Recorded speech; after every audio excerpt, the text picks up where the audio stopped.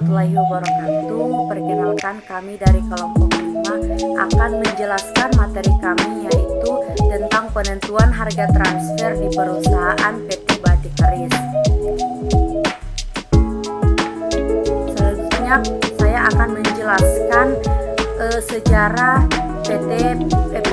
perusahaan PT Batik Keris. Nah, seorang usahawan di Surakarta yang bernama Kwi Tiong Tijin pada tahun 1920 memulai usaha dagang batik.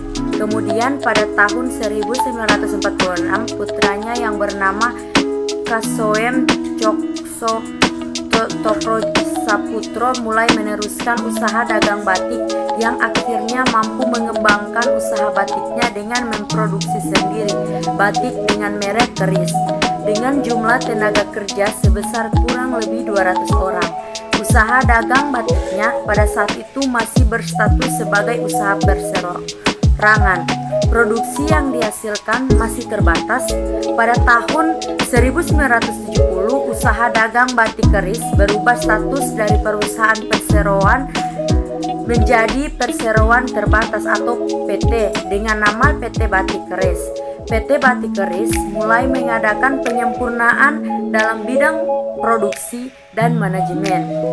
Pada tahun 1974, PT Batik Keris mulai melakukan ekspor. Untuk memenuhi produk ekspor, perusahaan mengalami hambatan. Hambatan itu antara lain dalam memenuhi bahan baku berupa kain grey dan benang tenun. Untuk mengatasi masalah tersebut, maka pada tanggal 25 April 1974, pemegang saham PT Batik Keris mendirikan PT dan Liris. PT dan Liris ini berproduksi dalam bidang pemintalan, benang, pertenunan, perwarnaan, serta konveksi pakaian jadi. Meskipun demikian, yang mengelola PT Batik Keris dan PT dan Liris tidak berbeda. Perkembangan yang dicapai oleh PT Batik Keris semakin pesat. Hal ini ditandai dengan semakin meningkatnya karyawan yang dibutuhkan. Jumlah karyawan saat ini 10.000 orang untuk PT dan Liris dan 1.187 orang untuk PT Batik Keris. Akan dilanjutkan oleh pemateri berikutnya. Saya Rizal Panto akan melanjutkan materi selanjutnya.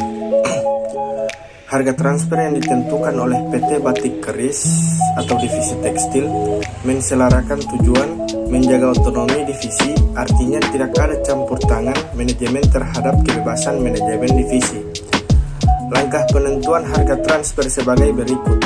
Yang pertama, melakukan negosiasi antar divisi untuk menentukan metode yang digunakan dalam menentukan harga transfer. Yang kedua, setelah adanya kesepakatan mengenai metode yang digunakan, kemudian menghitung besarnya harga transfer yang merupakan elemen biaya bagi divisi pembeli atau divisi gamen.